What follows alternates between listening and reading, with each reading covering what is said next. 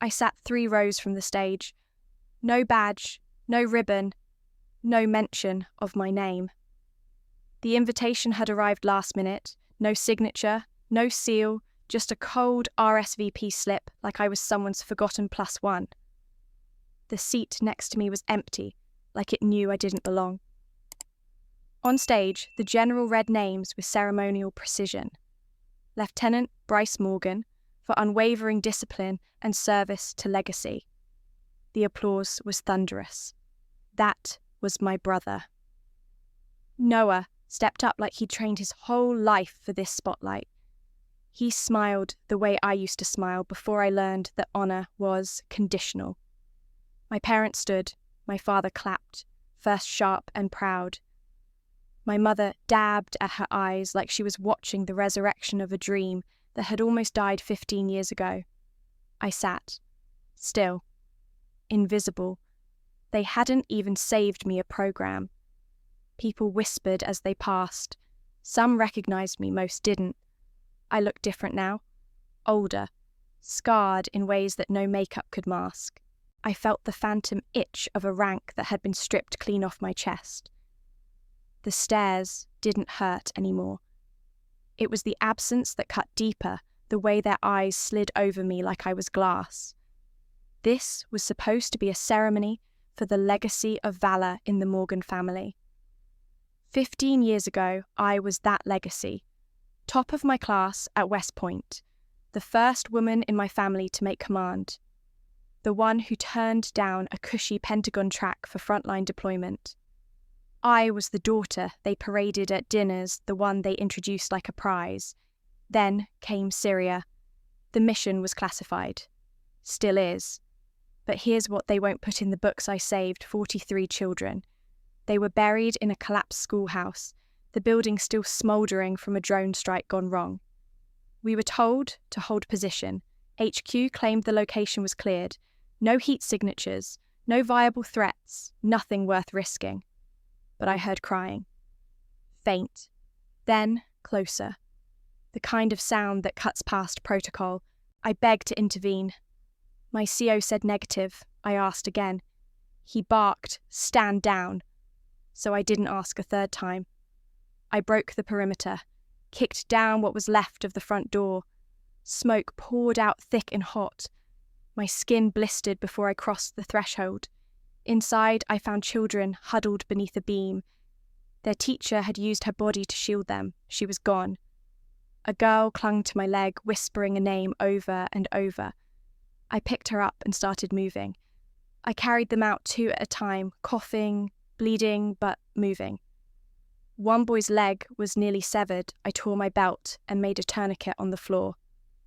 By the time I got the last one out, I couldn't stand. My knees buckled. I passed out on the sand. They flew me home 3 days later. I had 3rd-degree burns and fractured ribs. But the real injury came weeks later in a 1-sentence letter, discharged for insubordination.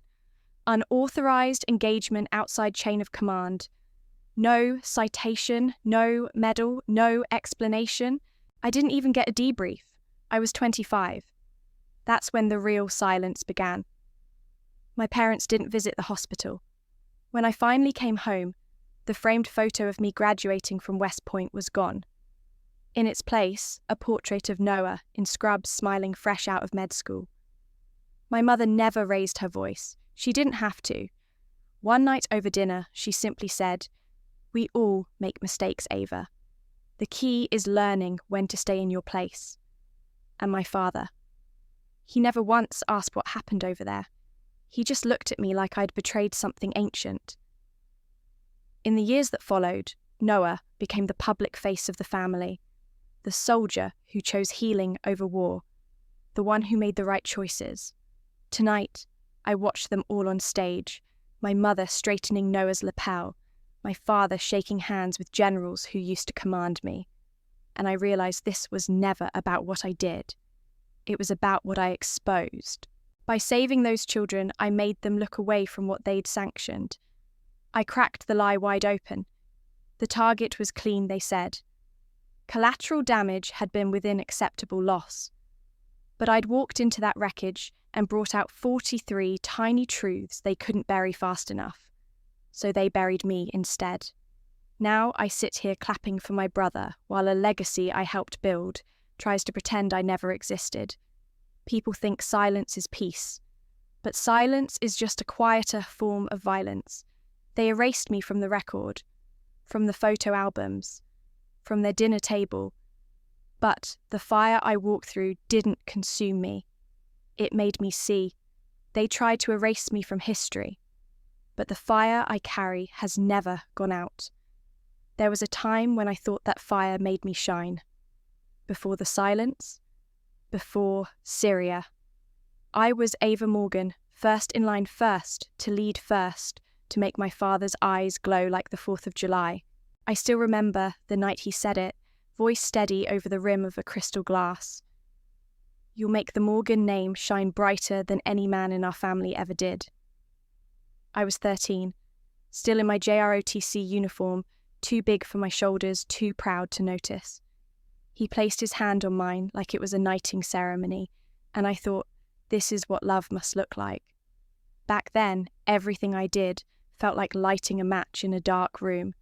I aced every field test, outran the boys, outshot half my instructors. When I got into West Point, my mother planned a backyard celebration complete with red, white and blue cupcakes. My dad hung a giant banner over the garage that read, "Our girls going to the top." The local paper wrote an article about me. They framed it. I wasn't just the daughter of the Morgans. I was the future of the Morgans. And Noah. He was my shadow, always a few steps behind, always watching with wide, adoring eyes. He'd sit on the stairs while I cleaned my boots, asking if one day he could be a soldier like me. I'd ruffle his hair and say, "You'll be better, you'll be smarter, you'll fight with your brain, not just your fists." He used to draw pictures of me, stick figures in camo rescuing people from burning buildings. Our bond wasn't perfect, but it was real.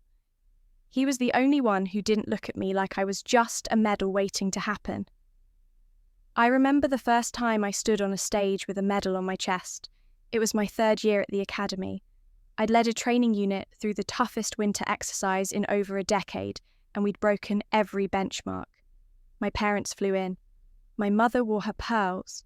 My father brought a custom-engraved pen to sign the guest book. They sat front row smiling like royalty. After the ceremony, my dad pulled me aside and said, "You're not just our daughter anymore. You're the proof that legacy can evolve." That night, he opened his best bottle of bourbon, toasted to me like I was the living embodiment of every dream they'd ever whispered behind closed doors. My mum couldn't stop smiling. Noah played bartender with ginger ale, handing me mocktails and calling me Captain Ava all night. He looked at me like I hung the stars. And maybe I believed I did. But even then, I started to notice the edges of their pride. It wasn't soft, it had weight, direction, expectation. Everything had to be earned. But not through just hard work, through obedience. My father believed in honour like it was a religion. You don't embarrass the chain, he'd say. You follow the order even if your heart screams otherwise. Because orders are bigger than hearts. I didn't question it, not yet. I just worked harder, climbed faster. By the time I was deployed, I was already a ghost. In the system, respected, feared, followed. And still, I carried pieces of them with me. There's a photo I kept in my pack always. It was small, creased from being folded into my vest, but I'd pull it out during quiet nights. My father's arm around my shoulders, my mother's tight smile. Noah, with his arms thrown up gap-toothed, wearing my helmet like a crown. That photo made it all the way to Syria. I taped it inside my field tent right above my cot.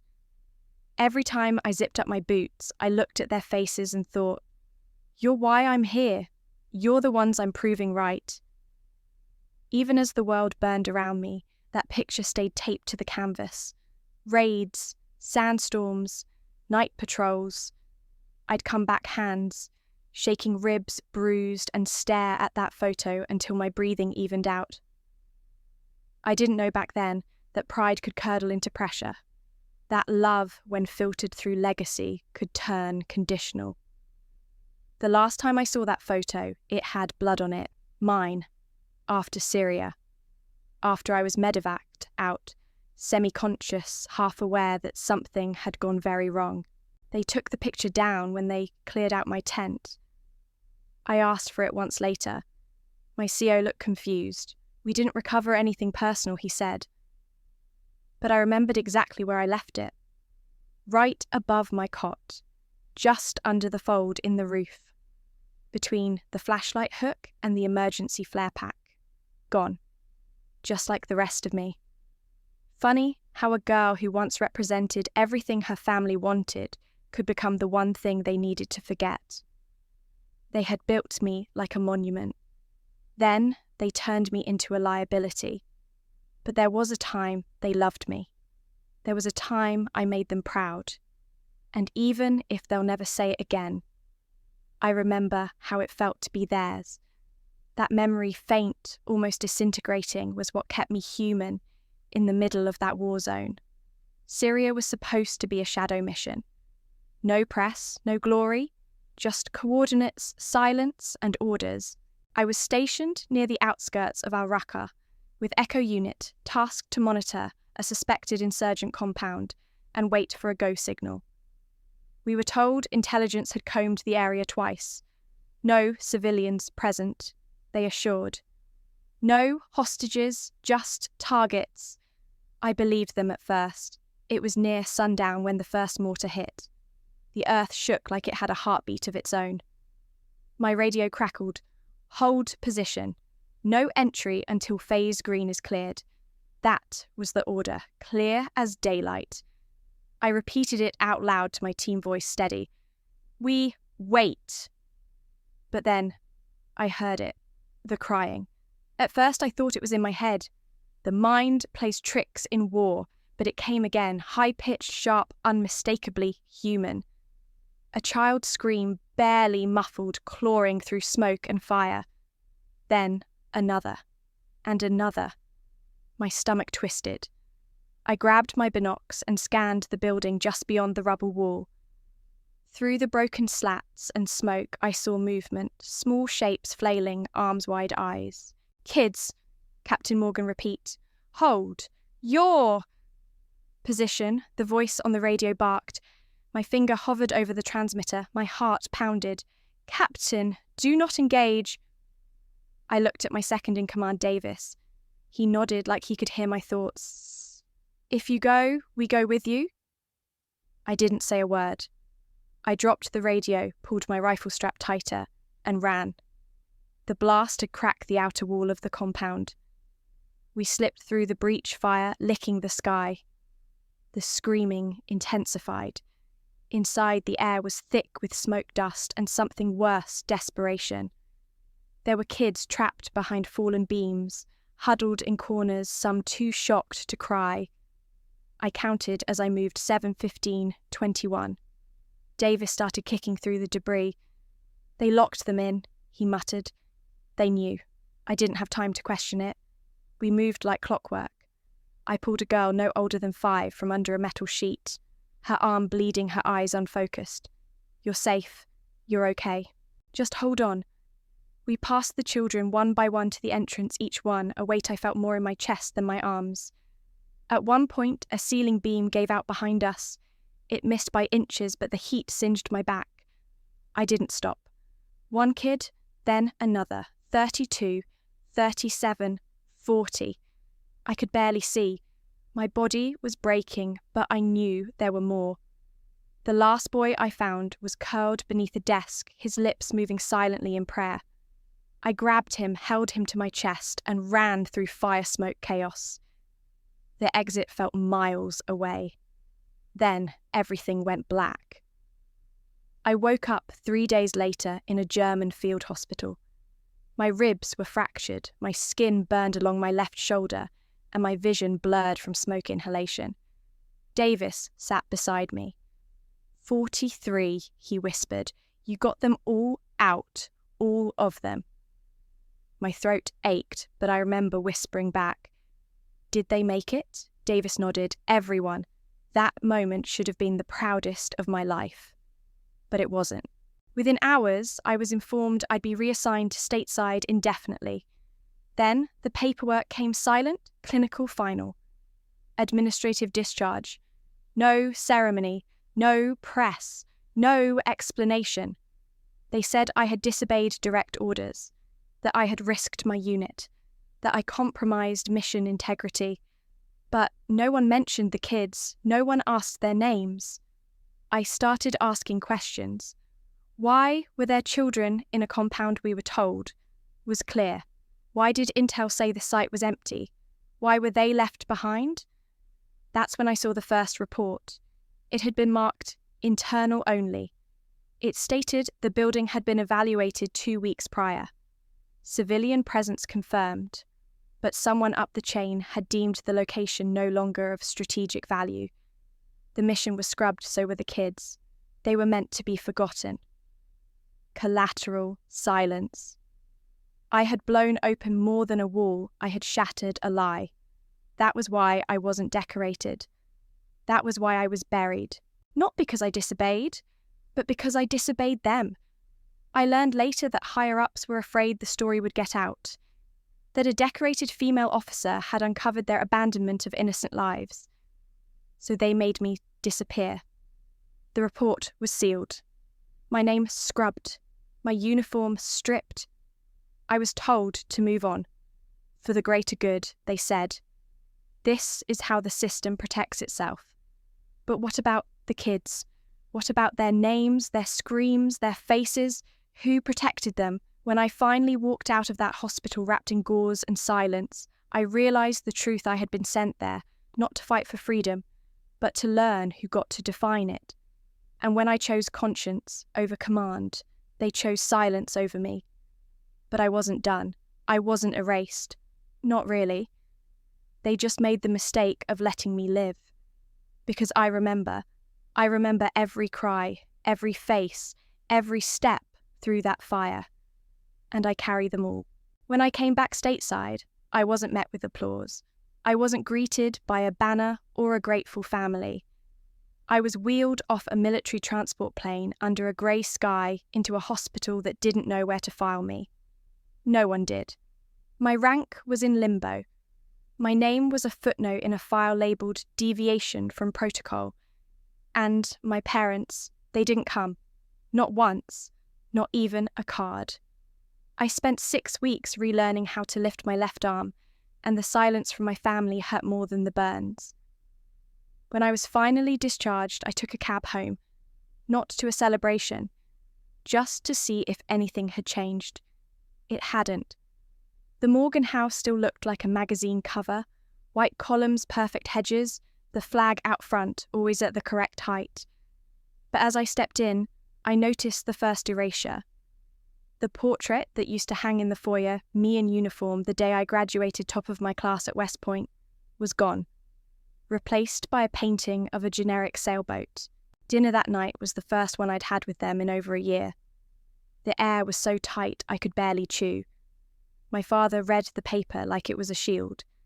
My mother carved a roasted chicken as if it were a ritual of avoidance.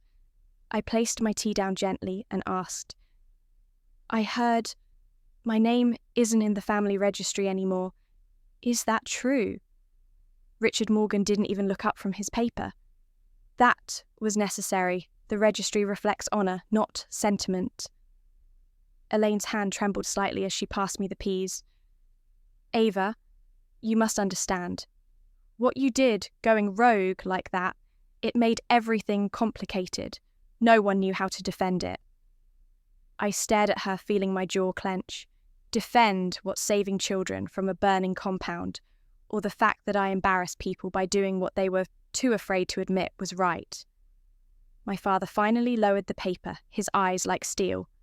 "You acted on impulse. You endangered your team." "No," I said, voice flat.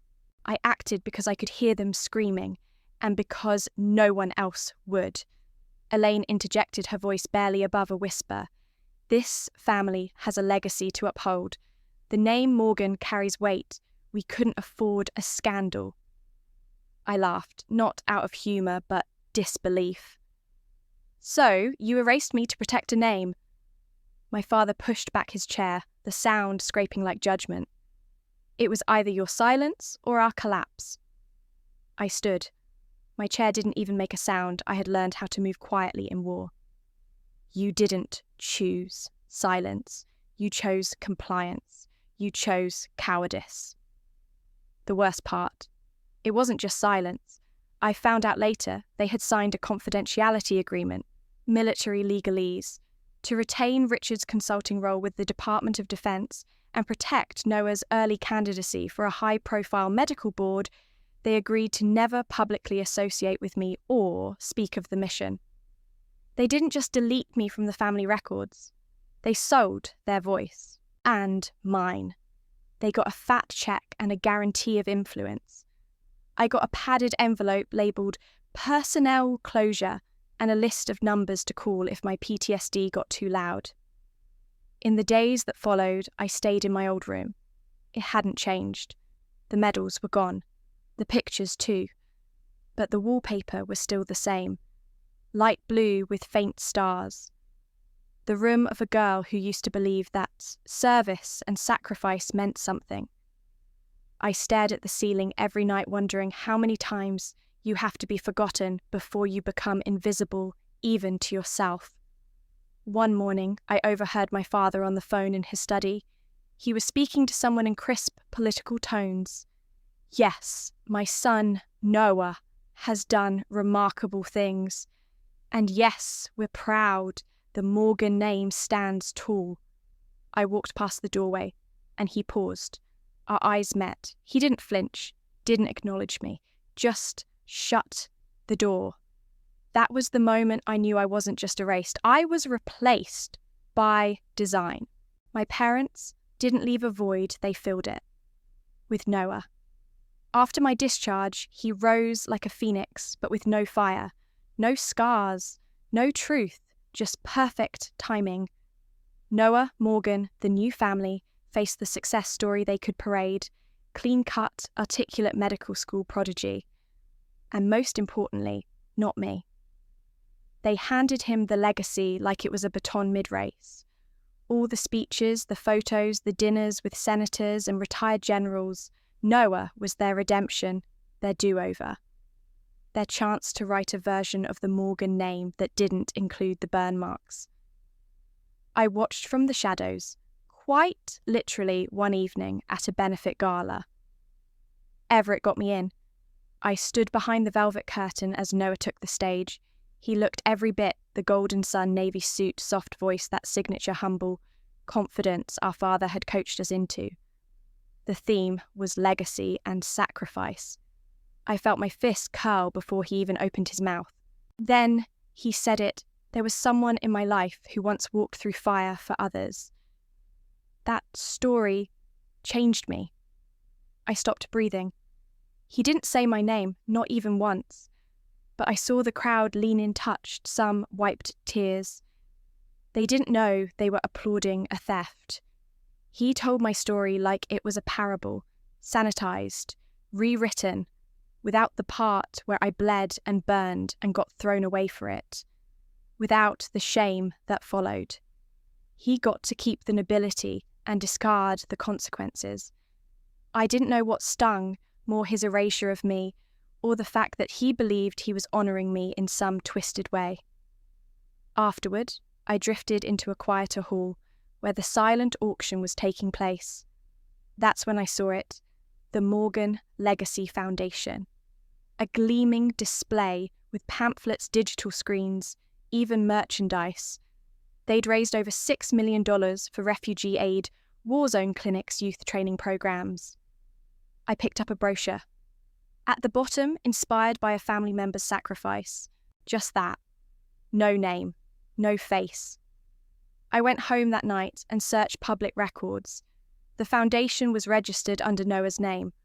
All the PR credited him.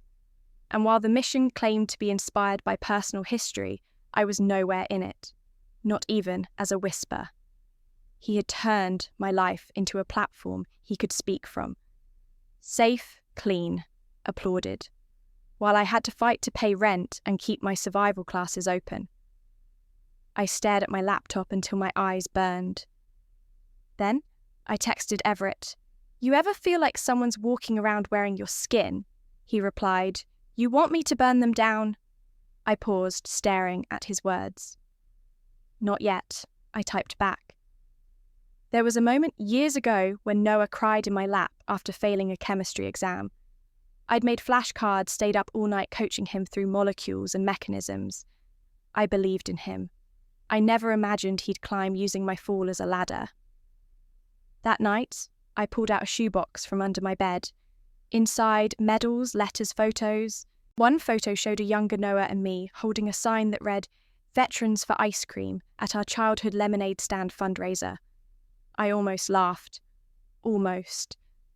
But now, the same boy who once called me the bravest person he knew had built a brand on selective memory. He told the world about bravery, but omitted the cost, the burns, the betrayal. Noah had become what our parents always wanted: presentable, controllable, safe. And somewhere along the line, he convinced himself that was enough. That echoing my story without naming me was some kind of tribute. But tribute without truth is theft. I wasn't angry, not yet. I was awake. If they were going to tell my story, I'd tell it better, louder, with the scars front and centre. Because what they saw as shame, I now understood as power. I started small, quiet, almost invisible. A rented warehouse on the outskirts of Austin, some old camping gear, a handful of curious parents and kids who didn't quite fit into soccer teams or piano recitals. I called it Ember Training, not a boot camp, not a therapy group, just a place to learn how to survive when no one comes. I taught them how to read a map, build a fire stop bleeding, recognize danger before it had a name. I didn't mention Syria. I didn't need to. Kids listen better when you talk like the world might hurt them, not when you swear it will. They responded, especially the quiet ones. The kids who flinched when doors slammed, who never raised their hands in class. One of them, Jordan, aged 10, gave me a beat-up black camping pot after the third week. On the bottom, scrawled in permanent marker, "Thank you for teaching us how not to die." That pot sits on my shelf to this day. Not because it's sweet, but because it reminded me these kids weren't just learning to survive. I was learning how to be useful again. One afternoon, a familiar face showed up at the door, Everett Lynn.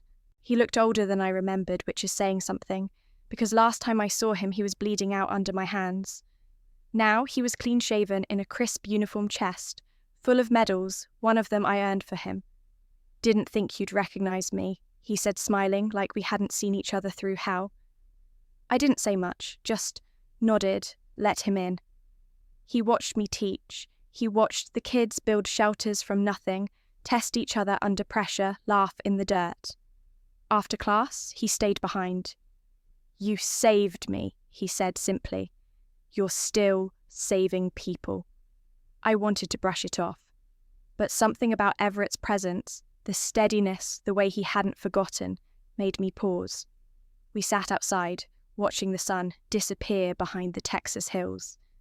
That's when he asked, "Why'd you do it?" "Really?" And I told him. I told him about the silence that followed the official report, how I read it over and over again, trying to convince myself it wasn't a lie, how the compound full of children was labelled cleared 3 days before we got there, how my commanding officer knew and looked away. "I didn't just break a rule," I said. "I broke a cover-up. They knew those kids were there. They left them because they weren't politically valuable." Everett didn't blink, just nodded. "You didn't just save lives. You broke an illusion." A week later, he came back not with medals or apologies, but with names. "Some of these journalists owe me," he said, sliding a flash drive across my kitchen counter. "They've been waiting for a story that matters. That story turned out to be mine." He connected me with a war correspondent named Lila, tough, skeptical, no time for pity. She brought her camera and 100 questions. I answered them all. For 3 hours, I sat on the floor of my training space, telling the truth. The real version. The smell of burning hair. The way my ribs cracked when I shielded the smallest girl. How I memorized every child's name so I wouldn't forget they weren't statistics. Lila didn't interrupt. When I was done, she turned off the camera and said, "They tried to write you out. This puts you back in ink." She titled it, "The Fire She Carried." It went online without ads, without a press release. Within hours, it spread like wildfire. Messages flooded in fellow soldiers, aid workers, strangers. Mothers of the children I'd saved found the comments and wrote, "She's the one." I cried reading them. Not because I needed validation, but because the silence had finally cracked. Classes filled, donations poured in. A lawmaker's aide emailed me for emergency training consultations. For the first time since Syria, I stood in front of people who wanted to hear from me. Then came the gala. I didn't plan to go. But Everett handed me a dress bag and said, "You show up for the truth, not for them." I wore black, no ribbons, no insignia, just scars and silence. I stood at the back as Noah took the stage, glowing under spotlights, speaking in that polished tone the Morgans always loved. Legacy, service, honour, the usual performance. But then Everett stood up. No warning, no theatrics. "Before you applaud this family," he said into the stunned quiet, "there's someone here tonight who saved my life in Syria, not with protocol, with courage. Her name is Ava Morgan." The room turned. Gasps followed. I didn't move. I didn't need to. For once, the truth had already arrived without me. Afterward, by the buffet, Everett looked at me and raised a glass. "I owed you more than my life," he said. "I owed you my silence. And I'm done paying with that." That was the night the ember turned into a flare. Everett's words at the gala had done more than validate me. They detonated a truth the world wasn't ready to ignore. Within hours, the clip "She saved my life" was pinned across feeds.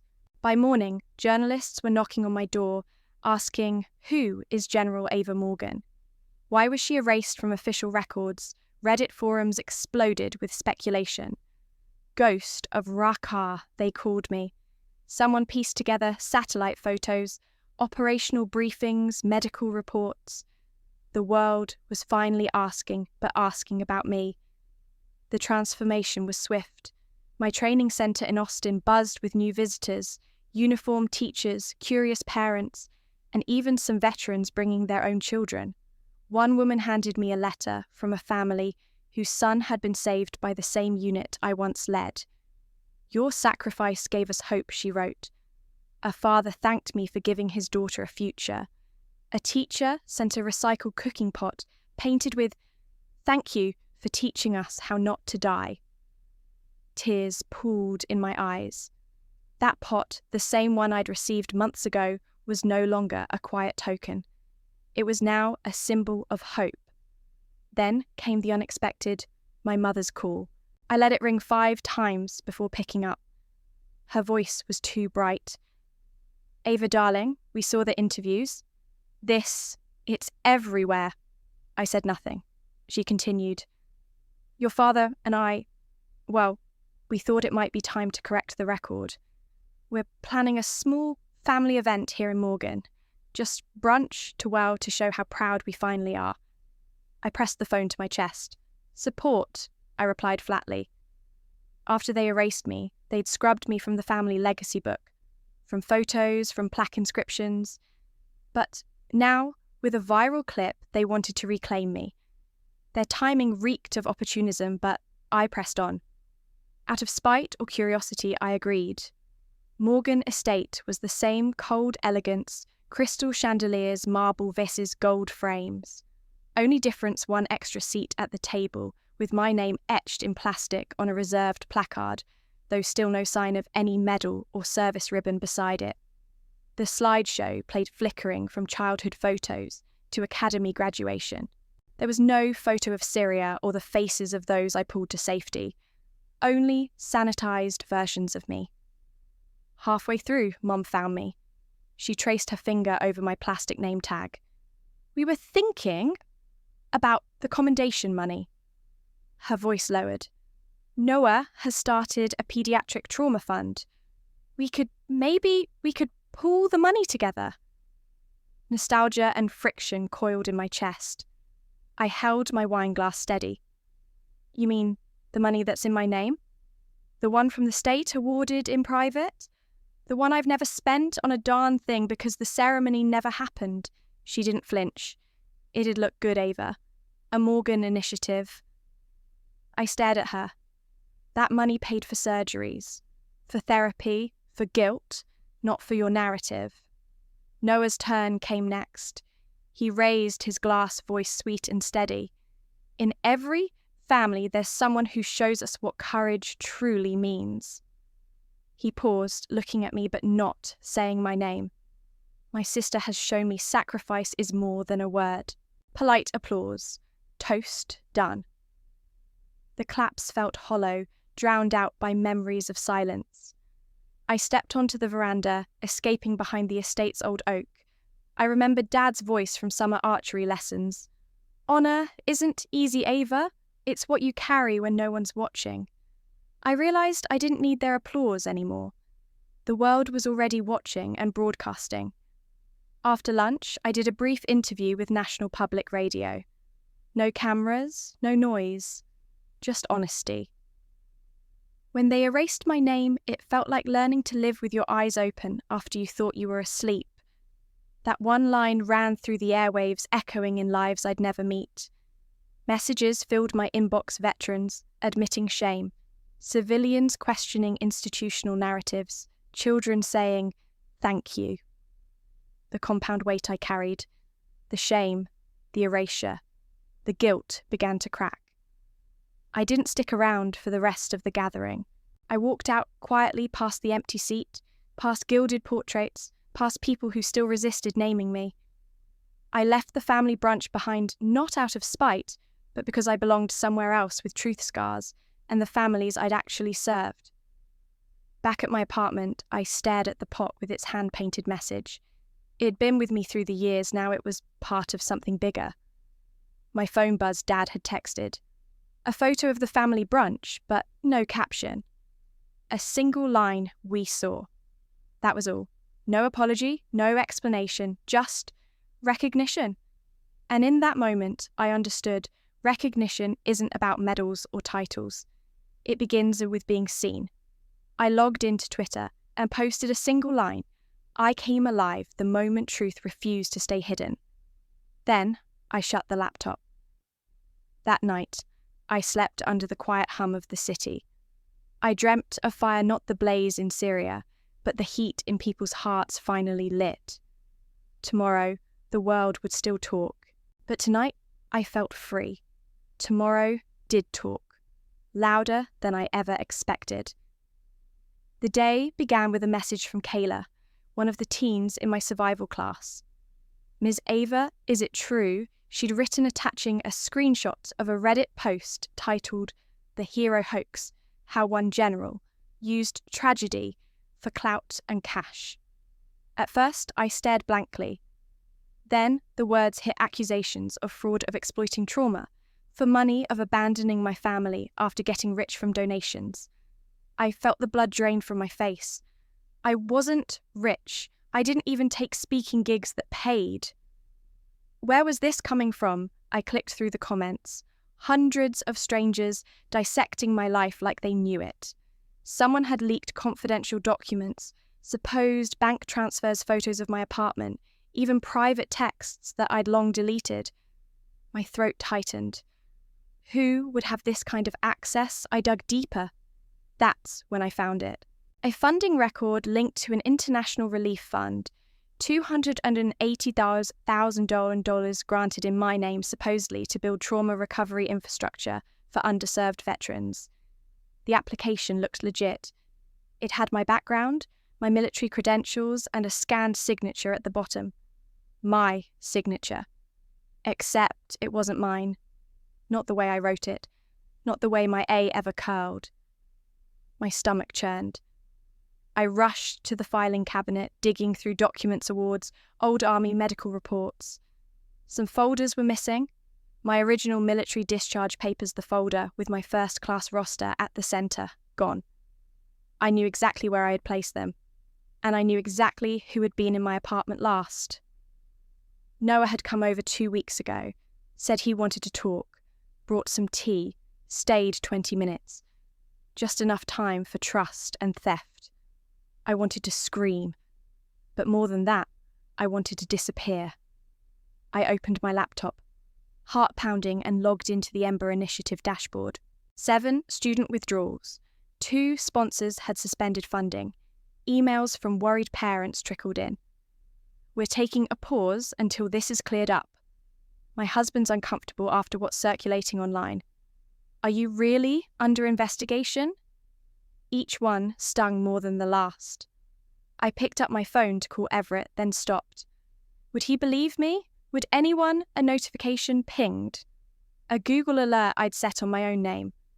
A headline, Ava Morgan fraud, probe whistleblower within family raises concern. Whistleblower. Family. My mind snapped into place. This wasn't just betrayal, this was premeditated character assassination. I sat on the floor back against the wall, staring into the dark. I remembered the fire in Syria, how the heat bit into my skin, how the screams wouldn't stop, how I ran through rubble carrying lives in my arms. I survived that. But this slow, public smearing, it was designed to unravel me from the inside. The Reddit thread was still growing. One commenter had posted a theory. Maybe she faked the whole Syria thing. No footage, no real citations. Someone else replied, wouldn't be the first time a hero turned out to be a scam. I closed the browser. A ding, another email. This one from a donor. Due to recent allegations, we are halting all further contributions pending legal clarification. Another from a parent. My son looked up to you. I hope it's not true. I stared at the screen until my vision blurred. Then I did the only thing I could think of. I got up, found the one envelope I hadn't touched in months, the one that had arrived anonymously at the start of my training centre, with a note inside. Because some debts are never forgotten. It was from a Syrian father. His daughter had survived Raqqa because I had pulled her from the fire. The photo inside showed her holding a medal I'd left behind. She was smiling. I whispered aloud, they can question my bank account, but not that girl, not her life. That night, I didn't sleep. I compiled everything I had. I pulled security camera footage from my hallway. I logged old texts with Noah. I traced his email headers from that night he checked in. By dawn, I had a working timeline and a gut-deep rage I couldn't bury. I met Everett at a quiet cafe before sunrise. He didn't speak much, just listened. Then he slid a flash drive across the table.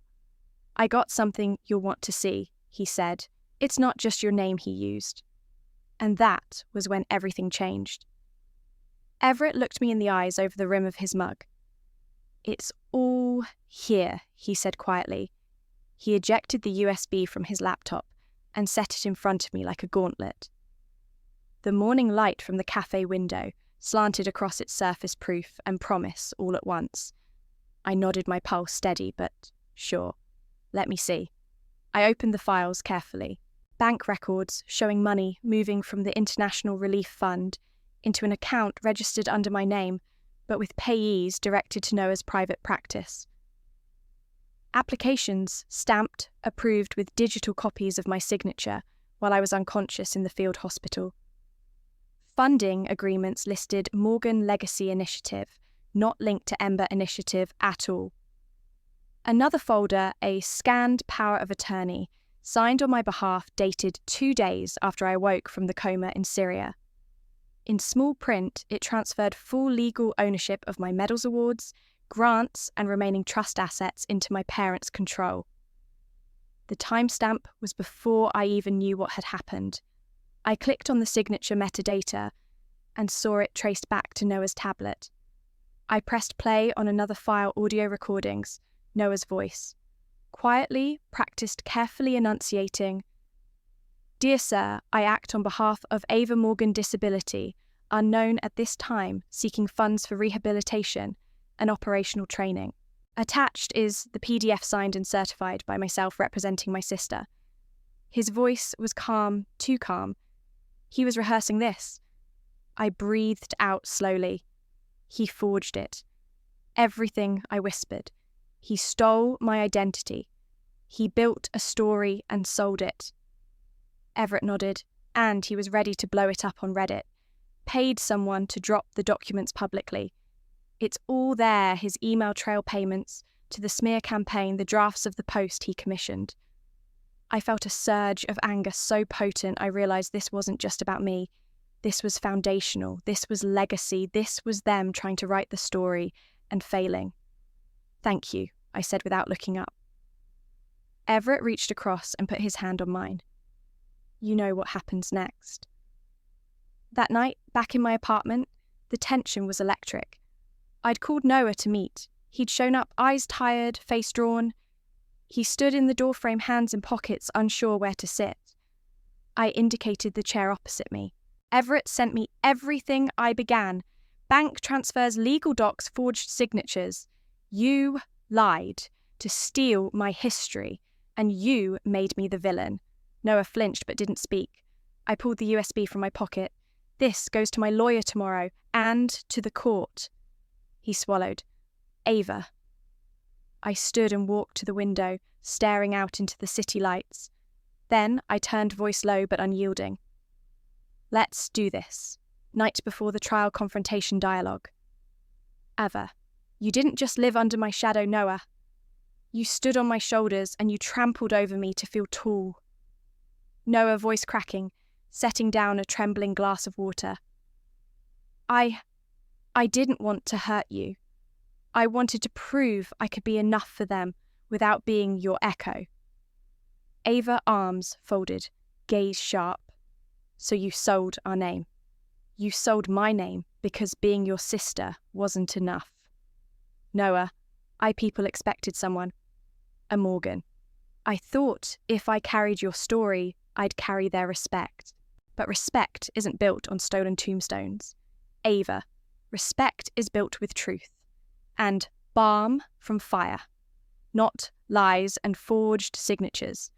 You stole my funds meant for training community programs, not vanity projects." Noah, voice trembling. "I couldn't watch you smashed by silence and disgrace while I had clean hands and empty words." Ava, leaning forward. "I'm not asking for your apology. I'm asking, can you still stand up? Because tomorrow people will look. You can either stand with me or be remembered as someone who chose to hide." Noah's shoulders slumped. Tears started. "I will." Ava paused softer now. "Then, tomorrow, you'll speak not for me, but for truth." Noah stared at me, chin trembling. I'll face them," he whispered. I nodded. That's all I ever asked. Tomorrow, the courthouse awaits. I stepped into the courthouse before dawn. The marble floors echoed under my boots, and the hush of quiet urgency followed my every step. I paused by the entrance, looking up at the imposing columns. No spotlight, no cameras cheering me on, just me and the weight of everything I'd carried. Inside the courtroom, I took a seat at the plaintiff's bench. There was no lawyer beside me, none of my own choosing. I didn't need one. What I carried wasn't legal jargon or theatrical drama. It was truth. A catalogue of evidence laid out in paragraphs, bank statements, forged documents painstakingly time-stamped. I'd briefly reviewed them early this morning, drowned out by heartbeat, breath, and resolve. Noah entered after me. His shoulders stooped, head down. He avoided my glance. He was escorted to the defendant's table. I watched him take a seat. His face was pale, eyes drained, but present. That was enough? The judge called the court to order. The prosecutor began. He described the charges systematically identity theft, forgery, financial fraud, and defamation. He laid each accusation plainly.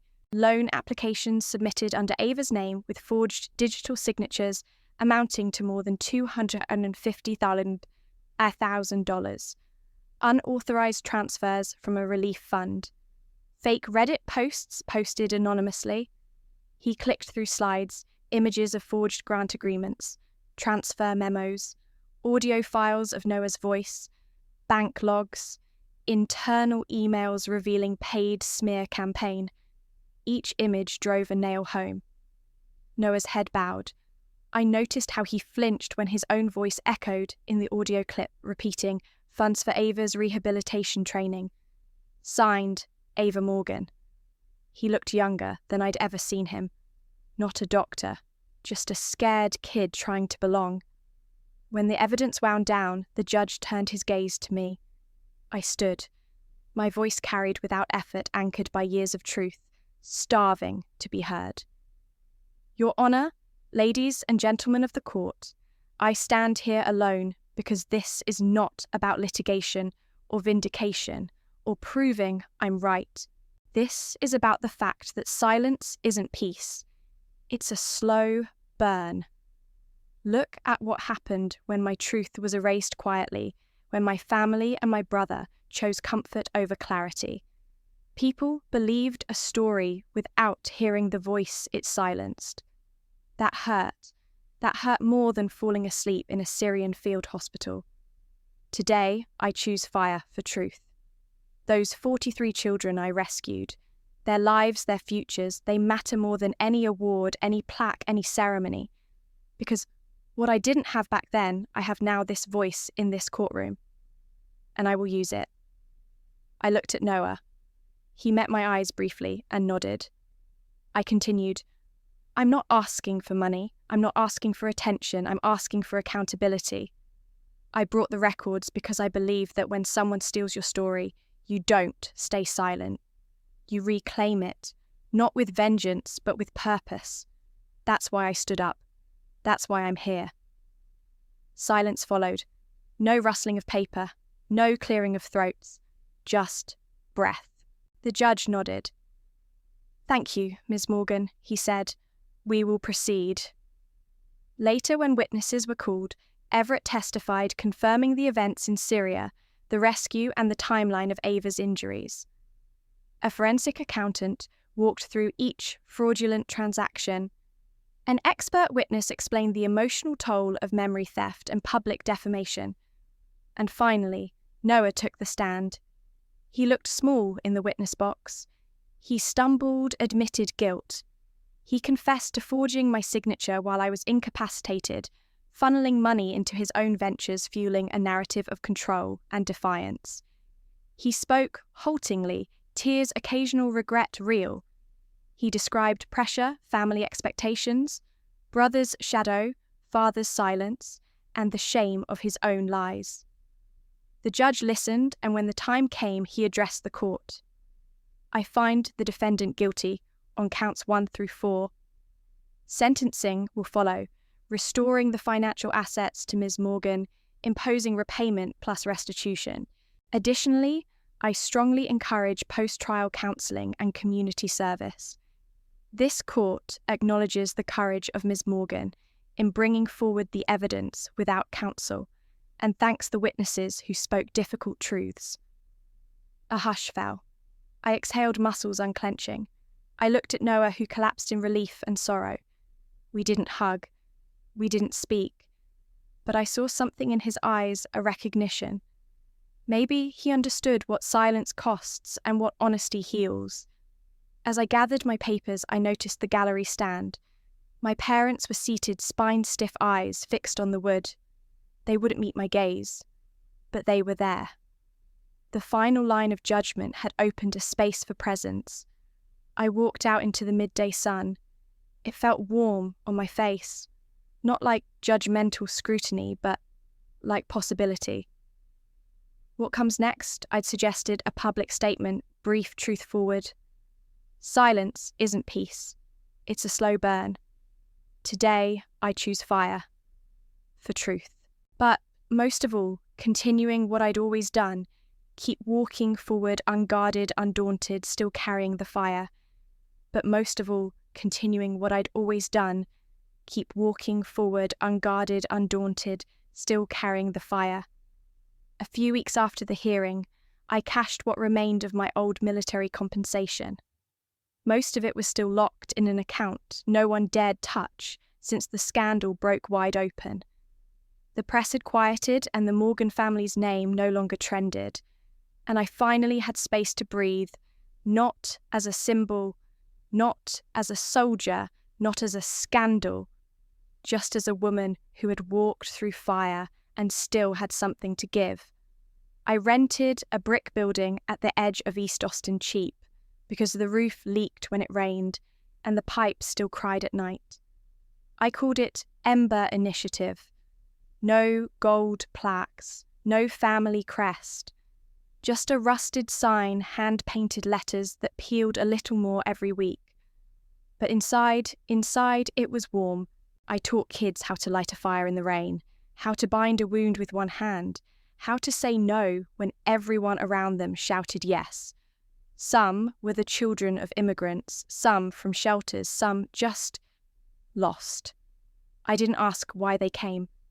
I only taught them how to survive, not just out there in the wild, but in here, this world, that sometimes chews up people with too much heart. One afternoon, a kid named Raina left behind a battered saucepan, dented, scorched black at the bottom.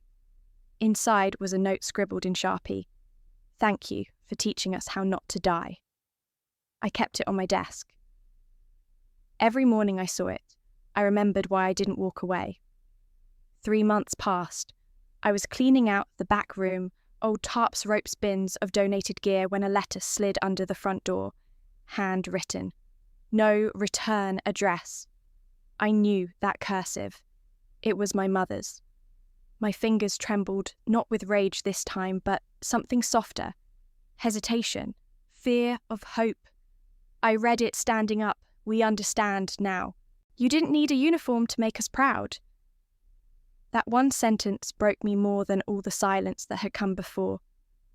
I sat down on the cold concrete floor, the letter trembling in my lap, my breath shaky. It didn't fix what had been broken, but it was a beginning. A scar, not a wound.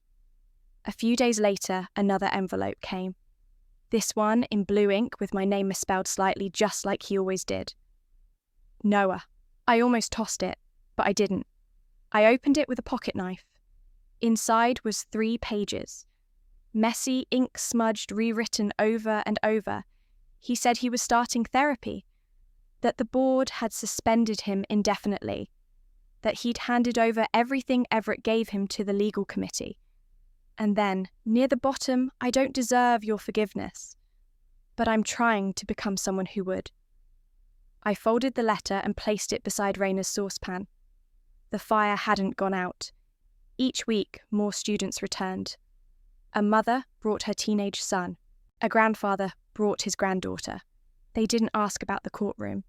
They asked if I'd show them how to navigate using only the stars. One boy asked if I really ran through fire to save those kids in Syria. I nodded. He just said cool and ran off to hang from the monkey bars. That was enough. I stopped needing applause, stopped fearing the silence. I learned to speak in smaller ways through rope knots, through whispered encouragement, through presence. The kind of leadership no one photographs, but everyone remembers when the smoke rises.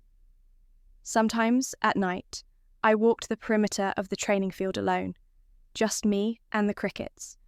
Once I caught sight of Everett's car parked nearby, headlights off, engine quiet. He never came inside. He just sat there, watching, guarding, maybe, or grieving something of his own.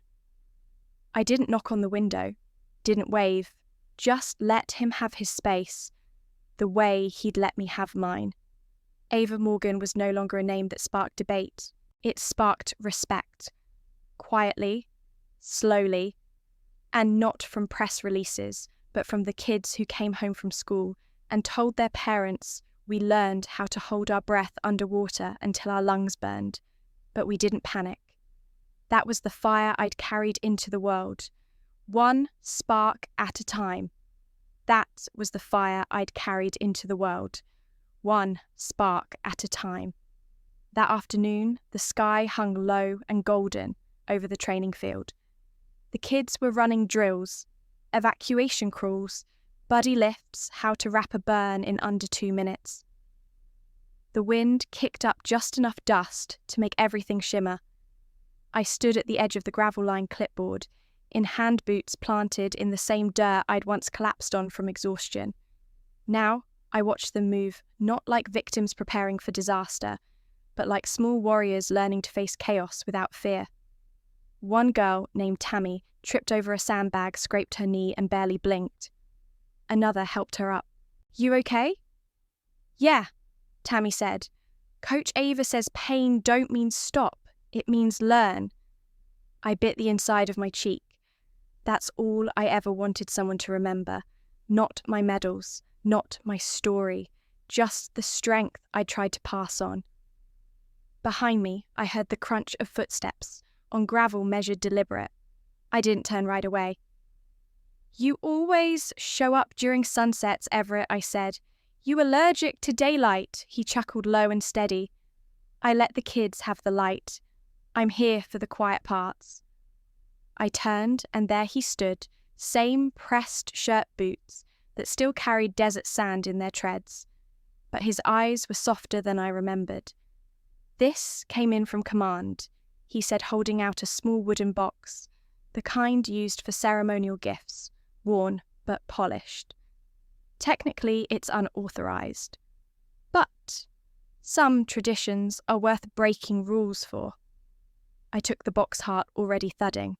Inside, nestled in dark velvet, was a silver ring, simple, sturdy, with a flame etched along its outer edge. Underneath was a folded note typed in block font, "Welcome back, General Morgan." I stared at it, eyes misting. "I'm not a general," I said quietly. "Not anymore." "You always were," Everett replied. "They were just late to catch up." I slipped the ring onto my finger. It was cold at first, then warm, like something meant to be there all along. Just then, a small voice cut through the moment. "Coach Ava." It was Malik, one of the newer kids standing beside the training barrels.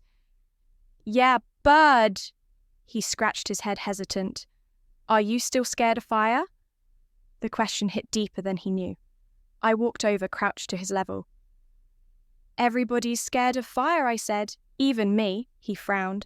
"But you teach us how to run into it." I smiled, brushing ash off his shoulder.